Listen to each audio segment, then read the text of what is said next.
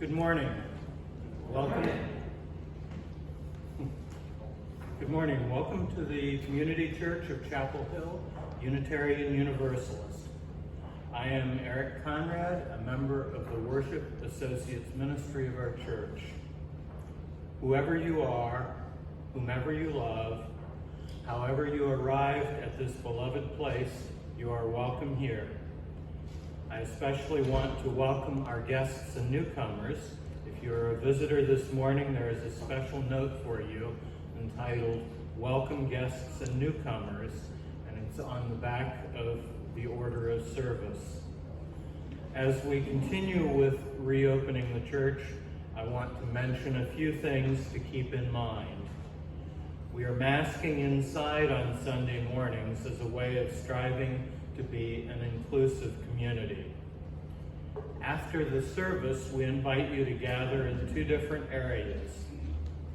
The courtyard is a mask-optional space for fellowship, and the area behind the Jones building, which includes the porch, the grassy area, and playground, is a space where masking is mandatory.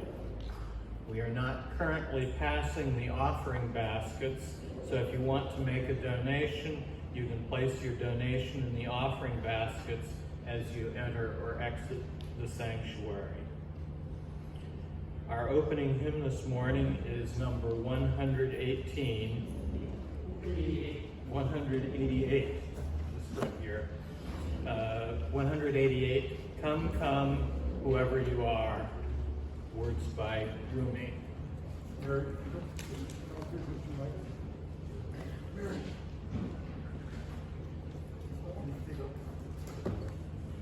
do this as a two-part round.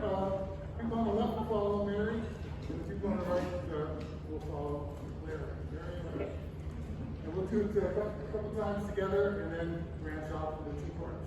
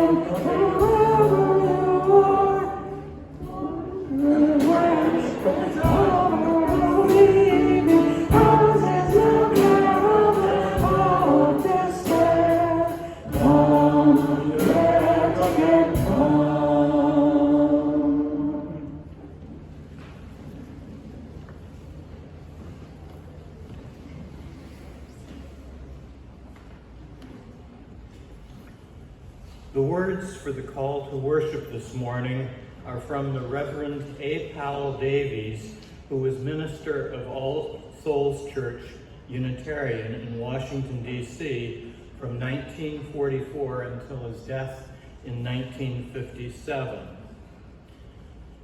None of our private worlds is big enough for us to live a wholesome life in. We need the wider world of joy and wonder, of purpose and venture, of toil and tears. What are we, any of us, but strangers and sojourners, forlornly wandering through the nighttime until we draw together and find the meaning of our lives in one another, dissolving our fears in each other's courage, making our music together, and lighting torches to guide us through the dark. We belong together. Love is what we need to love and be loved. Let our hearts be open, and what we would receive from others, let us give. For what is given still remains to bless the giver when the gift is love. The words for the Chalice Lighting are in your order of service. If you wish to do so, please join with me in reading them. My heart is moved by all I cannot save.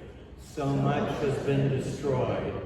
I have to cast my lot with those who, age after age, perversely, with no extraordinary power, reconstitute the world. We have a musical presentation.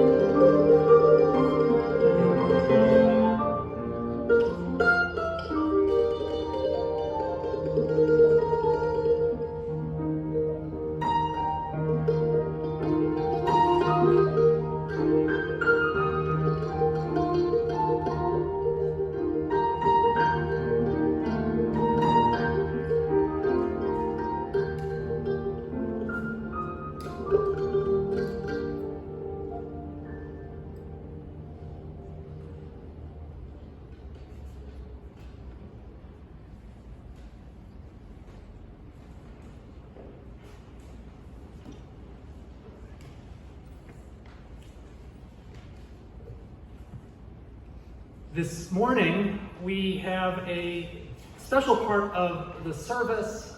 We are honoring a transition in our community because later this week, Barbara Rodbell will be moving from Chapel Hill to live close to family in Maryland, and will enjoy a whole week at the beach with family in between that move.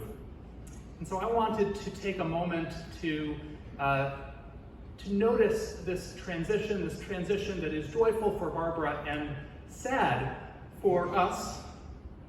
Barbara joined our church May 23rd, 1999. I looked it up in the membership book. That was the same time of the year same year that Brad Kasiba and Dorothy Hammett joined, and Kari Andrade joined. And Kari Andrade, who wasn't able to be here this morning, sent words of tribute about her friendship with Barbara. And so I'm going to read Kari's words.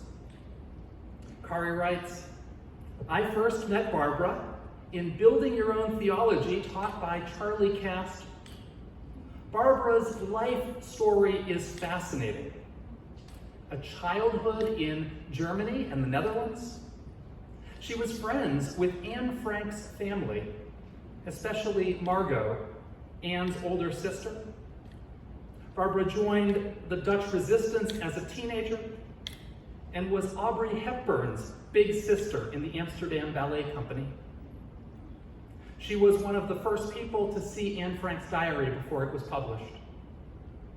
She rode elephants in the circus in the United States, married a future Nobel Prize winner, was a professional photographer while raising 4 children, and was featured in Life magazine."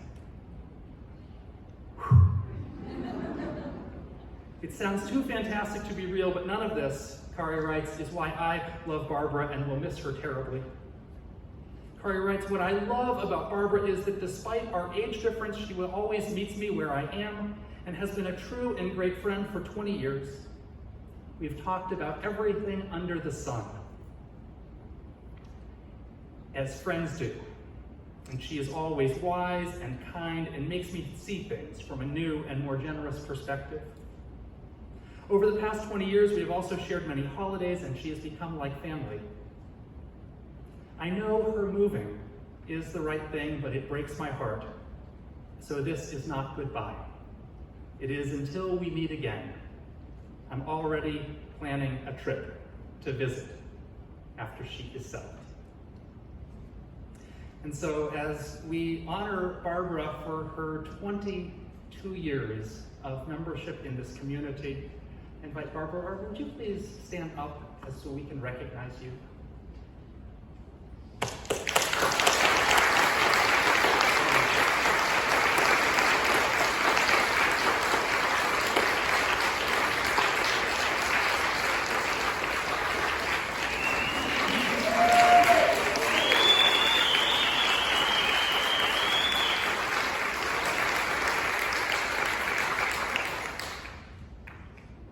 And Barbara's friends said that your favorite poem is The Wild Geese by Mary Oliver. And so as a farewell present to you, we're going to read Mary Oliver's Wild Geese. "You do not have to be good. You do not have to walk on your knees for 100 miles through the desert repenting. You only need to let the soft animal of your body love what it loves. Tell me about despair, yours, and I will tell you mine. Meanwhile, the world goes on. Meanwhile, the sun and clear pebbles of the rain are moving across the landscapes, over the prairies and the deep trees, the mountains and the rivers. Meanwhile, the wild geese, high in the clean blue air, are heading home again.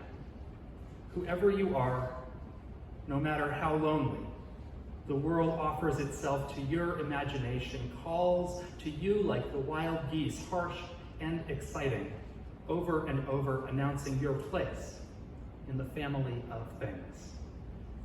Barbara, thank you so much for sharing your journey with us, and we wish you only the best in your next journey. Thank you.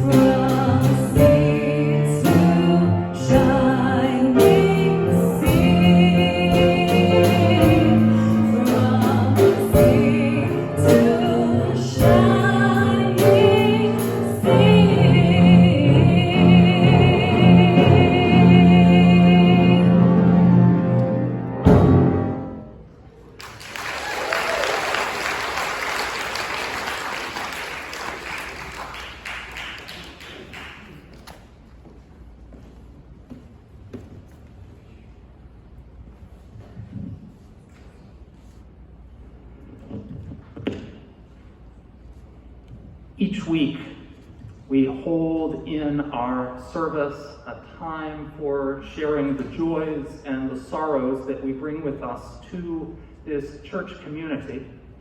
This is a time of trust where if you've come with either a significant personal joy or a significant personal sorrow, you're invited to come forward, to place a stone in the water bowl, to say your name, and in a sentence or two, to speak your joy or your sorrow.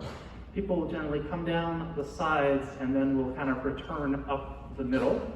So, are there any joys and sorrows this morning?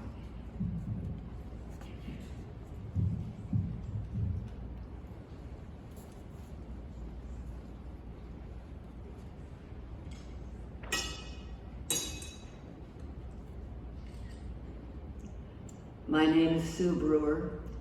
My joy is 20 years of friendship with Barbara, created or nurtured by the church. I met her in November 1999 in a small women's group that the church started called Women to Women. Our group met every month for 15 years, much longer than expected, and then 2 or 3 times a year by Skype after some people moved away. It was an amazing, long, and wonderful friendship with Barbara and a few others. I also knew her through the community service ministry, where she represented the IFC by taking food that you donated each month to the pantry, and she was the one who brought the holiday meals celebrating Thanksgiving and making turkey dinners, providing for turkey dinners at the IFC to this church. This is a friendship that will affect me the rest of my life.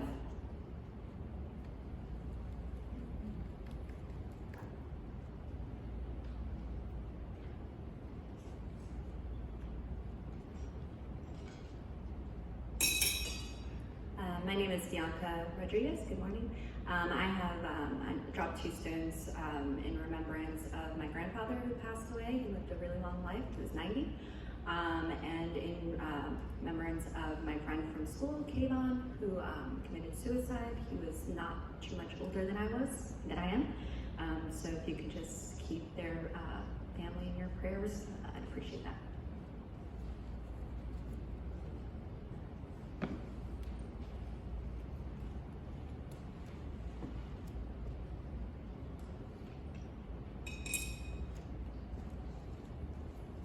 Good morning. My name is Julie Tucker. I don't see as many familiar faces. I used to come here for years, and I love the tribute to Barbara.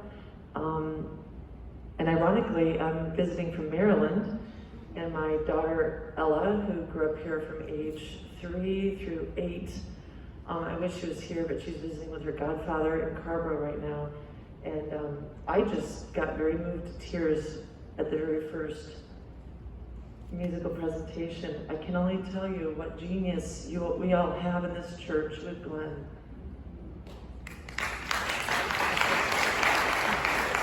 The music, and I used to come here fairly regularly. I was usually moved and wanted to come because of the music, the people, but the music was amazing, and your singing was phenomenal. The talent here, the musical talent's really great. Anyway, just really happy to be here, and I'm happy that I get to meet someone who's moving to Maryland, and it's a great place. And that's it. It's a joy I wanted to share. Thanks.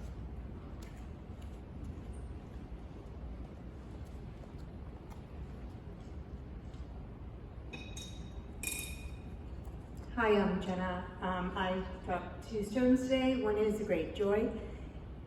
3.5 months ago, my mom was very, very, very, very, very ill, and we didn't know what it was, and I was afraid that she was going to die somewhat imminently, and flew up there.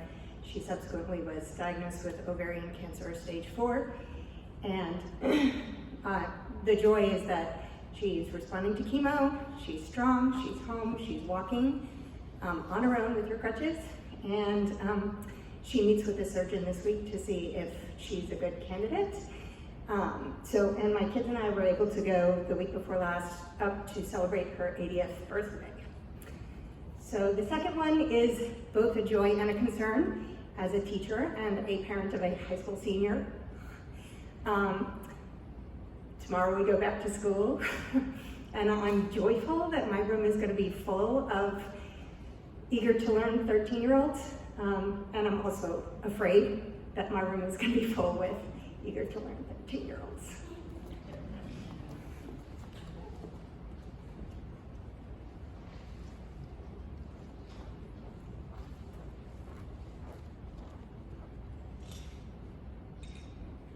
Hi, I'm Jillian. I placed a stone of concern for my 2-year-old neighbor, Casey, who attended a birthday party yesterday that I hosted for another neighbor and took a bite of birthday cake and went into full anaphylaxis.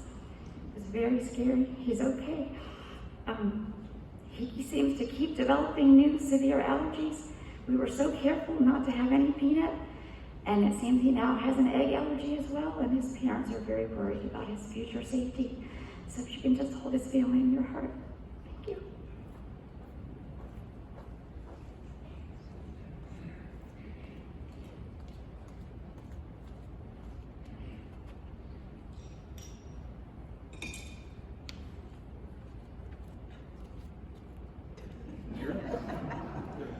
Hi, I'm Becky Wilkes, and this is Chris Wilkes. And we were happy to celebrate our 35th wedding anniversary last weekend.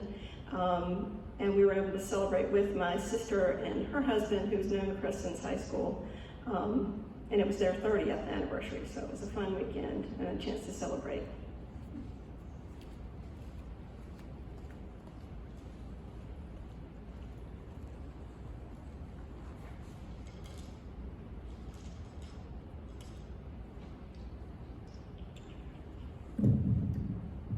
I place 2 stones, 1 stone for the people of Haiti, and the second stone for the people of Afghanistan. As well as a final stone for all of the joys and sorrows that were not spoken this morning.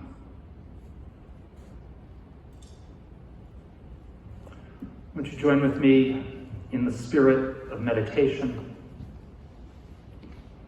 Spirit of life, source of our being and our becoming. We hold in our hearts the transitions in this community.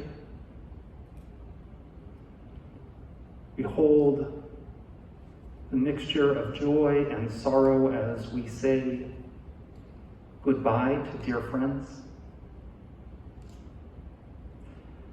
We hold both excitement and anxiety as we say hello to a new school year. We hold love and care and concern as we hold those in our community who struggle with illness, who face hardship, who experience challenges in their living.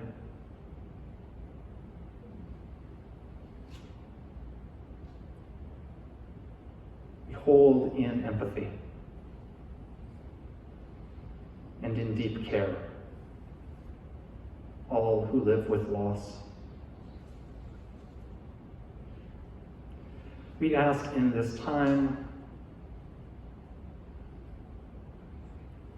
for the vision not to look away from the pain of the world. And so we hold the fragility, the pain and the hope of life in our hearts and in our living. Amidst these prayers and the prayers of our own hearts, let us hold a few moments of silent meditation.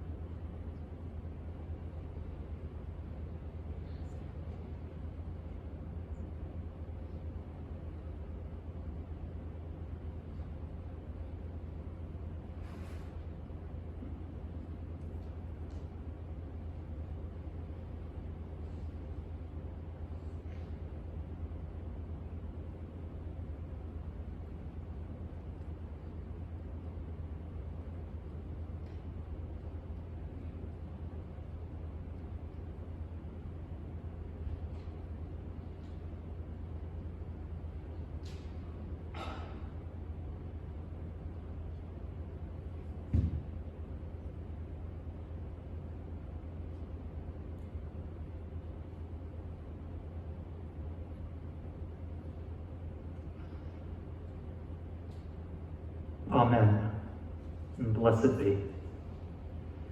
We are going to sing hymn number 1023. It's entitled Building Bridges.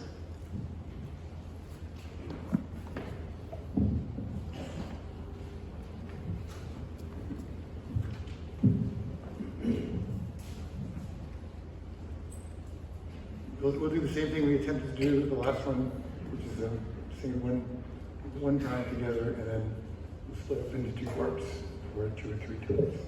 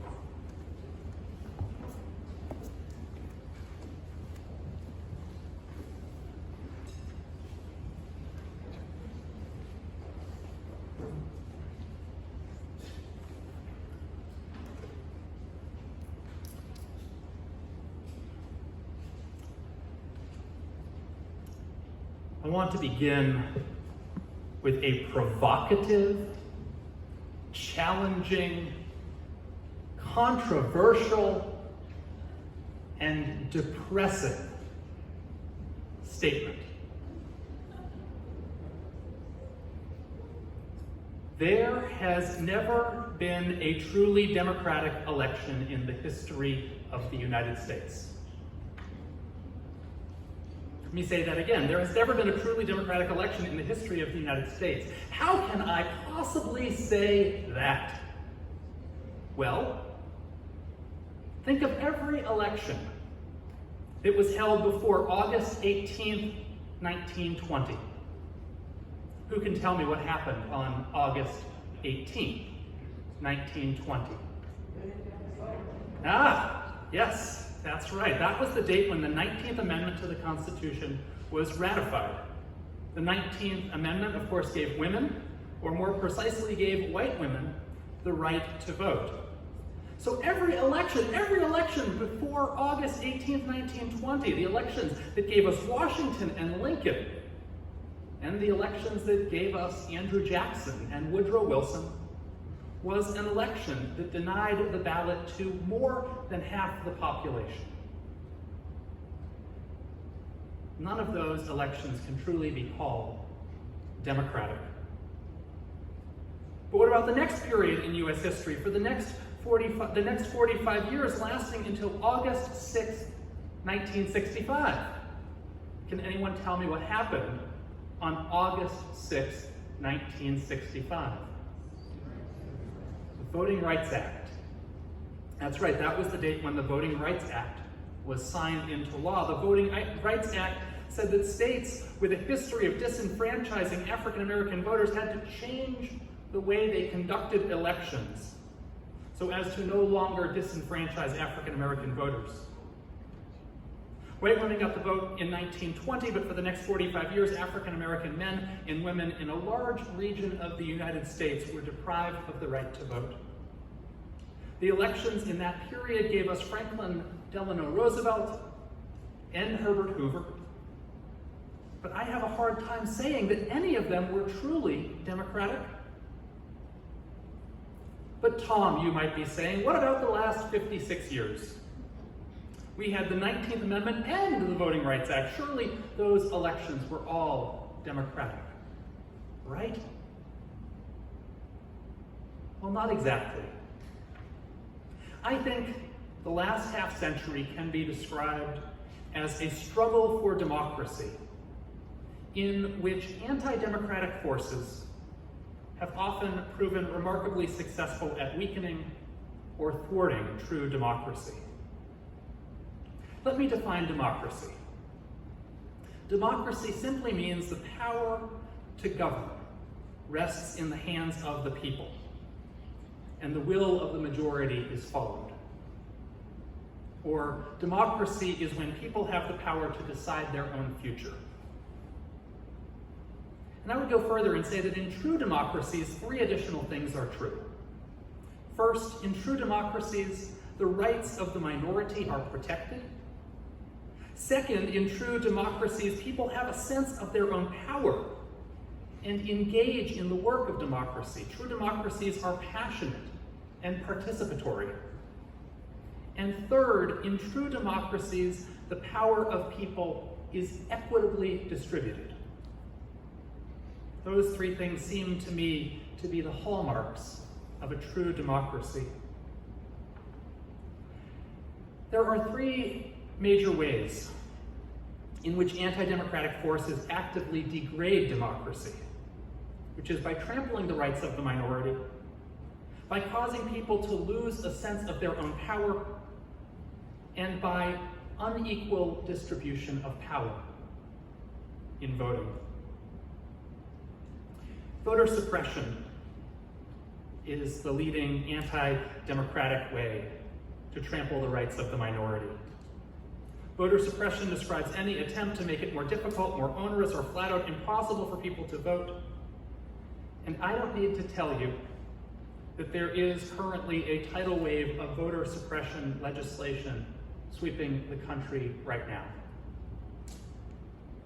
This legislation is designed to make it harder for certain populations, African Americans, Latinas, poor people, and young people, to cast a ballot. The legislation makes it harder to register to vote, closes polling locations, limits early voting, and more. It sets up hoops and hurdles and barriers to voting, an attempt to suppress the vote. Another anti-democratic strategy is to cause people to feel a lack of their own power. And the presence of big money in politics also functions anti-democratically. Let me tell you a story by way of analogy. Back when I was a brand new minister, I was traveling to different churches applying for my first ministry job. And in those travels, I was interviewing with search committees. So imagine this, on one such trip, I am in a living room being interviewed by a 7-member search committee. And the oddest thing keeps happening during this interview. They ask me a question, I answer, and then 6 of the members turn to the 7th to look to see what he thinks. The member of the church they were all looking at was not only the biggest donor to the church, but he gave as much as every other member of the church put together. His opinions, ideas, and preferences counted more than anyone else's. On paper, I guess you could call that search committee or that church a democracy, but in practice, it really wasn't. And here's the thing, if you look at that history, I didn't take that church. That was enough to make me say, no way. That congregation has struggled. It has had high ministerial turnover, low levels of participation, and difficulty upon difficulty recruiting leaders. And I think it's because fundamentally people there have the sense that they do not really have a say. That loss of the feeling of their own power diminishes their engagement. When unlimited big money enters politics, it has the same effect. It works as a depressive to true democracy. And a third anti-democratic force that is very much alive are the anti-democratic features baked into our political process that results in voters holding inequitable power. The Electoral College is fundamentally anti-democratic because it does not give power to the majority. The institution of the Senate is anti-democratic because it makes the power of individual voters inequitable. The filibuster is anti-democratic, and gerrymandering, as we know so well and so painfully here in North Carolina, is anti-democratic. These systems thwart majority rule by producing a power inequity among voters. Here's the thing, we know it not only by looking at the systems, but we know it by the results. A way to measure whether our system is truly democratic is to look at whether policies that are supported by a vast majority of Americans are actually enacted. I know much has been made out of polarization in our culture, and that's real, but there are in fact many areas where a substantial majority of Americans just simply agree. 2/3 of Americans favor significant legislation, major legislation, to address climate change. It's 2-to-1. That's 200 million to 100 million. 2/3 of Americans favor increasing the minimum wage to $15 an hour. It's 200 million to 100 million. 90%, 270 million to 30 million favor basic gun control legislation. And 90% of Americans favor significant campaign finance reforms in order to influence the impact of big money in politics. And so we might ask ourselves, why is it that immensely popular legislation, why does this languish? Why isn't everyone rushing to pass this? And the answer is because true democracy has grown increasingly decayed within our governing institutions. Each year for the past decade, the Unitarian Universalist Association chooses a common read book, invites all Unitarian Universalists to read it. Back in 2017, the book they chose was Daring Democracy. The authors, Francis Moore LeMay and Adam Eichen, were activists nearly 50 years apart in age who share a deep and abiding passion for the democratic spirit. And listen to their words. Humans thrive best, they write, when the communities we create enable each of us to experience a sense of our own power, a sense that our lives have meaning beyond our own survival, and that we have a satisfying connection with one another. Add those three together, what do you have? The essence of democracy. And I would add that it's those things, power and meaning and community, that are the things that are also fundamental to our own religious tradition. Our church is a place where people can find the power to do things, create things, lead. Our church is a place of meaning, where people can find deep meaning in their living. And our church is a place of community and connection.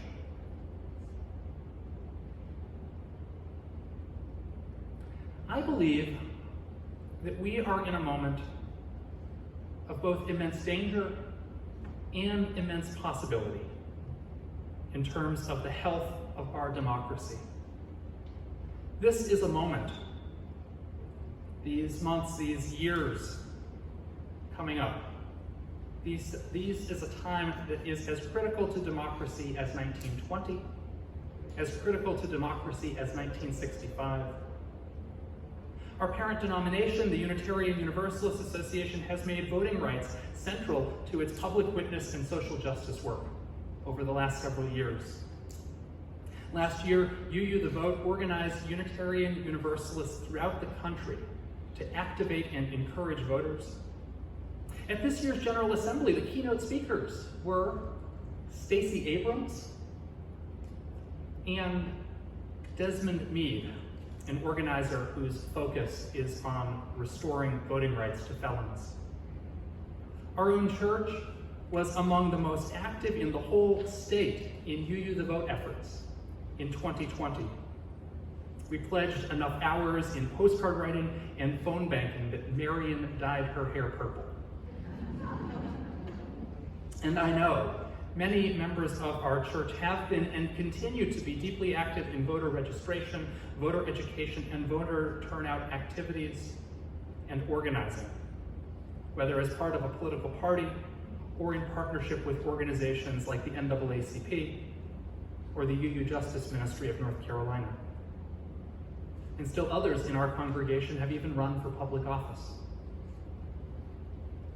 Humans thrive best when the communities we create enable each of us to experience a sense of power, a sense that our lives have meaning, and a satisfying connection with others. So may it always be in our church. So may it always be in our democracy. Our closing hymn this morning is number 298, Wake Now, My Senses.